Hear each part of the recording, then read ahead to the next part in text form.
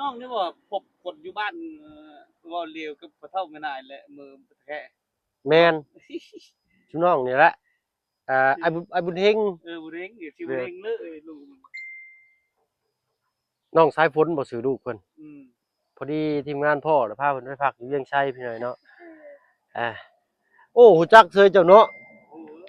คนบ้านเดียวกันบ่ไอ้บุญเฮงพี่หน่อยเนาะเอาเนาะคาดว่าก็พี่หน่อยเนาะเปิดคลิปเปิดภาพมาอีกบาทนี่ก็พี่แหละอยู่บ้านสามหาเนาะ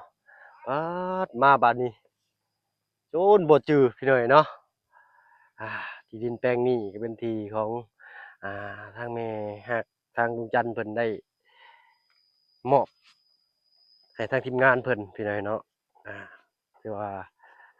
ให้เป็นบ่อนพักพิงนะบ่แม่นว่ามอบให้ดอกพี่น้อยเนาะให้เป็นบ่อนพักพิงอนาคตภายภาคหน้านี่แหละก็ประมาณนี้พี่น้อยเนาะว่าโตพอปรับแล้วบาดนี้เนาะคักอะลีนี่โอ้โหตามจริงอยู่เทิงรักนั่นพี่น้อยแต่ว่ามันบ่สามารถสิตักขึ้นไปได้นอกจากแมคโครเด้อพี่น้องเด้อเนาะโดยแม่นนะอ้ายเนาะโดยอ้ายโดยสำนี้ก็คักแล้วนี่เนาะเพื่อบัดหน้าบัดในว่าอยากขุดดินนี่ไปใส่บ่อนอื่นก็ได้หั่นนะโดยโตคักขนาดเนาะมาแต่บ้านได้อ้ายสบายดีอ้ายสบายดีโอ้จังว่าคุ้นๆหน้าอยู่เนาะโอ้ดูมีฮอตอันน็อตอันนี้เนาะเอาใส่บ่อ้ายเนี่ยหรือว่าใดๆอ๋อมันแตกแหละผมมันระเบิดบ่เดี๋ยวเอายางห้องทางในแล้วเอาน็อตหันไว้โอ้คักแน่ลี่นี่เนาะข้างๆเฮือนหันบ่นี่ฮะโอ้ยเนาะรถบุกเฮ็ดแต่จักโมงไงอันนี้อ๋อโตแต่6 โมงเช้า7 โมงเช้าพี่หน่อยเนาะทางนี้ก็เป็นอีกอันนี้ก็แม่นนะเป็นปลาลุงไงเนาะโอ้ยังคืนมีนกมานอนตัวไอ้เนาะต้นหมากไม้ก็มีบาดนี่จักบ่ฮู้ว่ากินได้หรือบ่เนาะมันสิฮอดพี่หน่อยเนาะฮอดพี่แหละเลาะขึ้นพุ่นไว้สิก็ดีคือกันเนาะไว้มีขยะมีหยังก็มาลงนี่แล้วก็เผาเนาะสิประมาณนี้ถูกเรากลนเอาไม้ขึ้นมาเป็นหน่อเป็นไงวะกราบทักทายเด้อพี่น้องเด้อเนาะกราบทักทายสบายดีผู้ใหญ่ใจดีแล้วก็ซีเบิร์ดทุกท่านอีกเช่นเคยพี่น้อยเนาะรอท่าทั้งลุงจันทร์เพิ่นเชื่อก่อนเนาะเพิ่นกำลังนำออกมาเพราะว่ารถติดเนาะ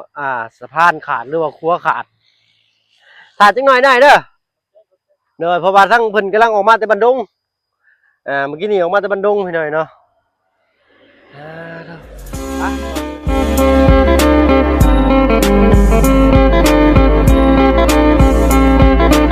ครับทักทายเด้อพี่น้องเด้อเนาะกับทักทายสบายดีผู้ใหญ่ใจดีแล้วก็ FC เบิร์ดทุกท่านอีกเช่นเคยเนาะบ่ว่าทางไกลทางไกลทางเหนือทางใต้เนาะก็ยินดีต้อนรับเข้าสู่ช่อง YouTube เบาเพิ่งเคยละอีกคือเก่าพี่น้อยเนาะฮ้อนๆแดดๆแห้งริมมื้อนี้เนาะจ้าเรียบร้อยอ้ายเพิ่นจัดให้เนาะอันนี้นี่เฮ็ดไว้ตำโดยเฉพาะได้เนาะนี่เนาะ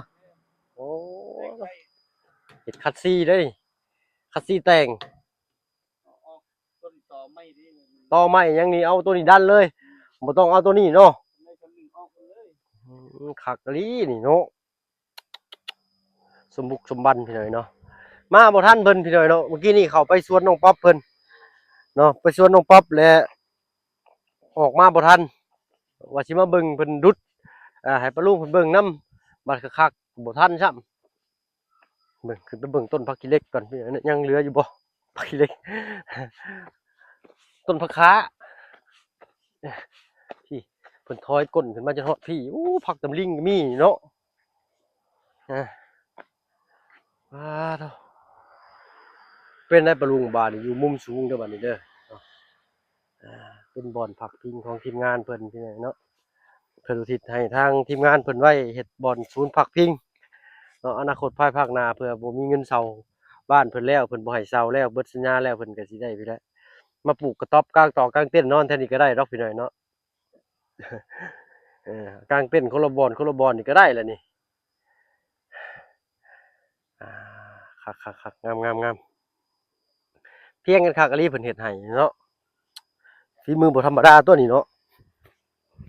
บ่พอยังบ่อ้ายอยู่หลุมนี่ใครอยู่เนาะบ่พอโอ้เด้อสโลปไปทางนั้นหน่อยหนึงพี่น้อยเนาะประมาณ5%หรือ10%สโลปลงไปผู้ที่น้ำไหลบางทีก็ไหลลงพุ่นคักอะลีเราเฮ็ดนี่พี่ฮอดพี่น้อยเนาะถ้าว่าอยากตักให้มันเต็มนี่ต้องต้องได้ใส่ท่อตามเบิ่งนี่เพิ่นยังสิมาขุดให้อยู่เด้นี่ฮะเพราะว่ามันเป็นห้องคลองน้ำเด้พี่น้องเพิ่นสิขุดอะไรก่อนอ๋อถ้าวางท่อเลยถมเลยนี่ได้พี่น้องเนาะแต่ว่าโอ้วางท่อนี่ก็บ่แม่นถึกๆเด้นี่ท่อเพื่อสิชุดผู้พี่น้องเนาะมานี่ฮอดพี่ถ้าว่าเพิ่นขุดคลองให้นี่เฮาก็เฮ็ดสะพานข้ามเอาก็ได้เนาะเพราะว่า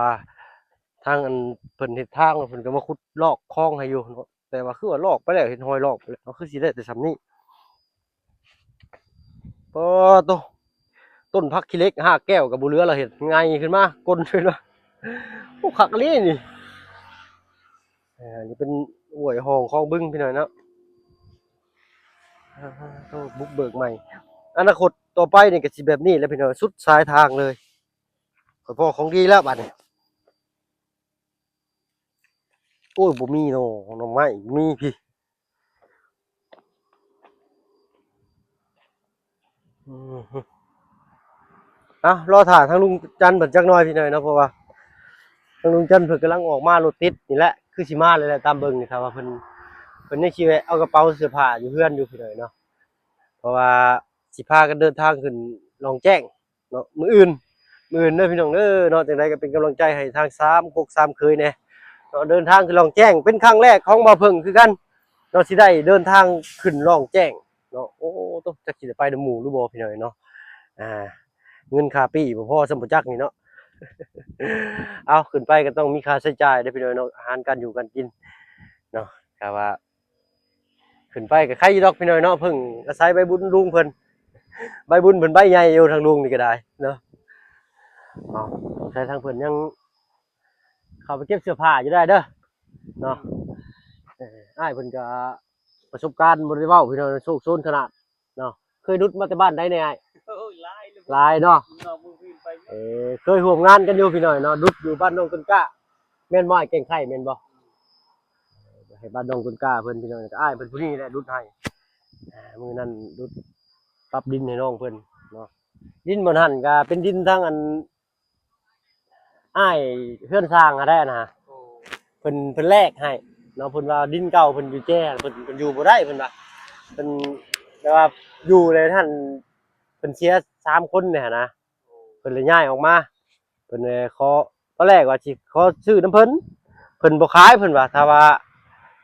ซอยเหลือเพิ่นนี่ก็สิเฮ็ดแนวใดเพิ่นว่าเอาเปลี่ยนซะเพิ่นว่าเนาะถ้าง่ายเพิ่นเปลี่ยนให้เฮ็ดได้เปลี่ยนหยังแน่นายบอกได้บ้านข้างแน่ได้เนาะแล้วก็ได้อ้ายเพิ่นนี่แหละพี่น้อยไปรุดไปปรับหน้าดินให้เท่าคุมื้อนี้ยังบ่ได้เข้าไปเบิ่งน้องเพิ่นอยู่พี่น้อยเนาะมาบ่ได้ก็แล่นเลยพี่น้อยเนาะเข้าไปบางเทื่อก็บ่พ้อน้องเพิ่นได้น้องไปโรงเรียนแต่ช่วงนี้พักเรียนนี่จักน้องเพิ่นสิอยู่ไสเนาะอ๋อเด้อเบิ่งชอบของรถเลยก่อนนักเต้นโอ้เป็นบ่อนเก็บของพร้อมบ่อยนี่โอ้เป็นโมดิฟายคักอีหลีนี่อันอันนี้มากับรถบ่อยนี่ครับวะโตพี่น้อยเนาะเอาไปเอามาบัดนี้มารีวิวรถให้ป้าลุงเบิ่งบัดนี้ ถ้าทางลุงเพิ่นบ่มาจักเทื่อพี่น้อยเนาะค่อยว่าคนอยู่ซื่อบ่เป็นพี่น้อยเนาะขอโทษขออภัยนำหลายๆโอ้มันบ่ได้มีโชคง่ายนี่เนาะบ่มีแหนบบ่แหนบก็พี่เนาะรถหนักเนาะถามเป็นตัวที่บ้านค่อยก็ได้พี่น้อยเนาะเลยลุงจันทร์ปบเลยเห็นอยู่เนาะว่าอันในคลิปบ่าวบุญลุงจันทร์เจอดีเข้าแล้วว่าซะพี่น้อยเนาะ เอาเนาะก็พากันดุดกันไทยก่อนเดินทางกลับบ้านมื้อนี้ตอนน่าสิเป็นมื้ออื่นเด้อพี่น้องเด้อเนาะเบิ่งก่อนเบิ่งหน้าแหล่ๆของบ่าวเพิ่นก่อนพี่น้อยเนาะ เป็นมื้ออื่นพี่น้อยเนาะสิได้พากันเดินทางขึ้นล่องแจ้งเนาะจังได๋ก็ฝากติดตามรับชมนำเด้อเนาะนั่นแหละ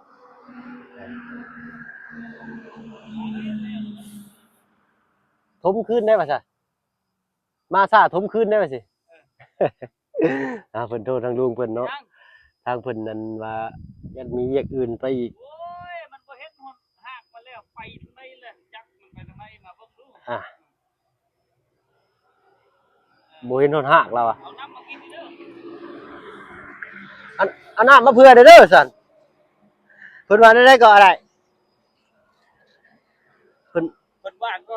โอ้เพิ่นบ่เพิ่นว่าได้หากหยังถามหาหากอะไร สิ บ่ เล็กเอาลงให้บ่ เอ บ่ อ ลงไปเด้ จักเอาลงบ่ลงเลยเนาะหงายท้องปังงางอยู่พี่หน่อยเนาะ เออ ว่าพี่หน่อยเนาะแต่ตามจริงนี่อยากให้เอาต้นขี้เหล็กไว้ได้ มันก็สิหอมไปหน่อยเนาะ จักแล้วบ่จันจนนำอยู่ว่า เลย อาให้หรือบ่เอาล อื ง มโดยทางลุงจันทร์เพิ่นว่าอยากให้เอาลงเนาะแต่ว่าอยากให้ดีก็เอาไว้หั่นนะมันจังห่ม อย่าปลูกเอาบ่ ปลูกเอาได้หน่อยเนาะ ปลูกต้นเอา ต้นตะกบมันใหญ่ไว้เนาะโอ้แม่นแล้วพี่น้อยเนาะเพิ่นว่าเพิ่นฮอดไสหลาย ต้นกำลังอ้อแต่อาหารข้าง โอ้ออกไปหันค่าเอากำลังแล้วพี่น้อยเนาะโอ้โหฮ้อนเอาขนาดเลยบาดตานี่เนาะอ่าเนาะและทางลุงเพิ่นสิมาจ่ายเงินจ่ายคำพี่น้อยเนาะนี่แหละสาเหตุที่ว่าคัวหักนะพี่น้อยเนาะน้ำหนักเกิน นักเกิด3คันอยู่เฮงกันอยู่ข้างนะ 3 คันเยียงกันอยู่ทางเลย โอ้ยอย่างเนาะ เพื่อนผู้มาทางเนินก็ซ่องบ่ขึ้นนี่โอ้วบ ดีเลยแต่บ่เกิดอุบัติเหตุเนาะ มันลงมันเช็ดเลยเฮ็ดเอายังยาทางใหญ่ๆนี่โบก อืมครัวนี่ก็ได้แล้ว4 5 60 70ปีผมจักเนาะ ล้านแต่เฮายังบ่ได้เกิด นั่นเจ้าสักปีเลยใช่ เฮ้ย39 40 40อู้น่าสิประมาณ5-60 ปีพี่เลยเนาะสะพานนี่ตามเบิ่งนี่เพราะว่าปูนนี่มันมีการใช้งานประมาณ50บ่พี่น้อยเนาะแล้วมันสิล่อนลอไป มันสิคุ กันบ่มีหยังแบบเฮาเฮ็ดเฮิดมันบ่เป็นหยัง แม่นแหละอันนี้ว่าน้ำหนักมันสั่นสะเทือนตลอดหน่อยเนาะขนาดถนนแท้ๆนี่นะจอดรถอยู่แคมทางนี่รถใหญ่แล่นผ่านนี่สะเทือนว่ะให้มันเหยียบครัวซุมื้อมันสิไปอยู่บ่ล่ะพี่น้องเนาะรอท่าทางลุงเพิ่นจักหน่อยพี่น้อยเนาะพี่น้อยเนาะมาแล้วพุ่นน่ะเอ้ นี่ก็เฮ็ดทางเข้ามาพี่เลย โดยโอ้คันเฮ็ดทางเข้าทางใกล้ครัวนี่อันตรายแหละต้องเข้าบ่อนพุ่นบ่อนจอดรถจักรพุ่นพี่น้อยเนาะเข้าวับมาหั่นเพราะว่ามัน เพราะต้นกล้วยนี่ แม่น พอออกต้นกล้วยนี้ ตัวนี้ได้อยู่ปุ๊บเข้ามาแล้วแหละ รถมาจัดขับตะลี คักบ่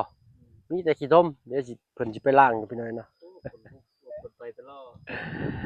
ล้างแป๊บเดียวออกมาเปิดคือเก่าได้ เบิ้ลได้รถ แทบสิบ่มีเวลาล้างเพราะว่าแล่นเวียกตลอดได้พี่น้อยเนาะ บริจัดให้เอารถตัวเขาแต่ง ตัว ลุง ตัวสูงบ่โอ้แต่งหั่นก็เจ็บหนักอยู่เด้อฮะเนาะ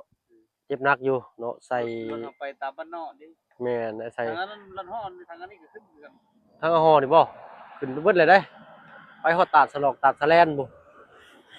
ทางอันทีมงานทางเบาเตียงกับทางลุงเคยไปตะกี้นั่นจนสิทะลุเวียดทั้งนั้นบ่ขึ้นไปนะ พวกน้องนี่ว่าพบคนอยู่บ้านว่าเลียวกับกระเท่าไม่นายแหละมือแค่ แม่นชุน้องนี่แหละไอ้บุญเฮง บุเรงเดี๋ยวชิวเรงเลยลุง น้องสายฝนบ่ซื้อลูกเพิ่น อืม พอดีทีมงานพ่อแล้วพาเพิ่นไปพักอยู่เวียงชัยพี่หน่อยเนาะโอ้ฮู้จักเซยเจ้าเนาะ โอ้ คนบ้านเดียวกันบ่ไอ้บุญเฮงพี่หน่อยเนาะเอ้าเนาะคาดว่าก็บ่รู้ FC หลายท่านอาจสิบ่ฮู้ก็ลองพิมพ์เข้าไปเบิ่งเด้อพี่น้องเด้อเนาะไอ้บุญเฮง ซื้อเพิ่มมาหลักไปเลย มีแต่สิเมื่อพักผ่อนบ่วันนี้ดื้อได เมื่อแล้วแล้วไปเบียกอยู่ที่แล้วลง เขาสิไปทางนั้นก็ไปบ่ได้รถติด อ้าว ไปเพื่อสิไปทางนั้นก็เป็น2 ชั่วโมงเดี๋ยวเนาะเอาอีกจักหน่อยเพราะว่าบอดนี้มันยังอยากหลายพวกนี้เนาะแซะออกไปนี่นั่นนี่เฮ็ดจู้ของเขา โอ้โอ้หัวปุ๊บได้ข่อยปุ๊บได้นี่ ว่าสิเฮ็ดทางออกนี่พี่น้อยเนาะเอิบฮู้รถเต็กกุจีนี่แห้งอีหลีนี่เนาะ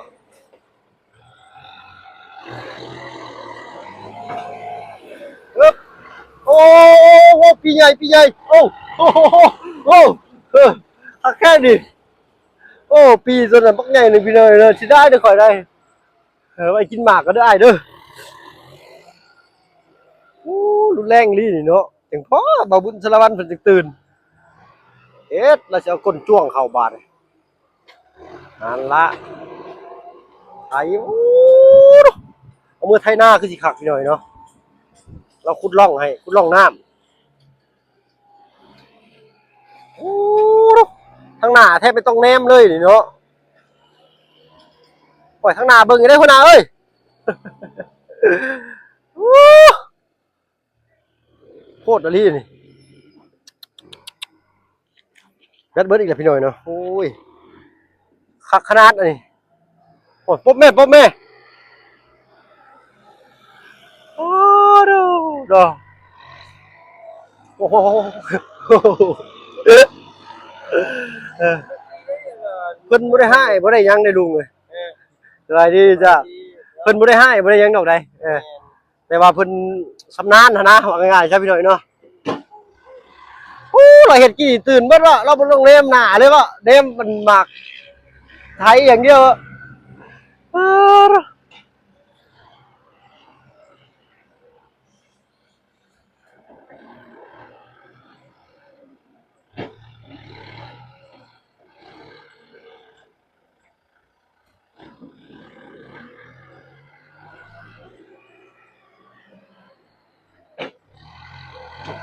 อืม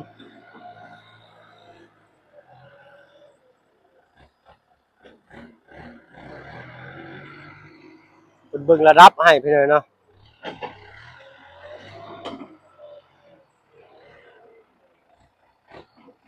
เฮ็ดคลองน้ำให้อย่าน้ำบ่ไหลอึ๊บโอ้คักแน่ลิเนาะ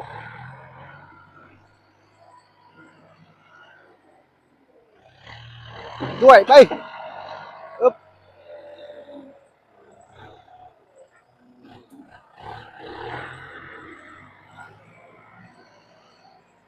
อืม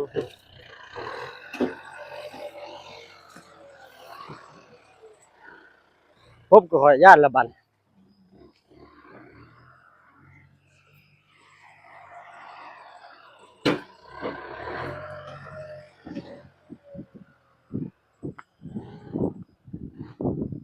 โอ้โธ่อ๋อลือเอาลืออ่ะลุงไปสิพามาเบิ่งไปหน่อยเนาะ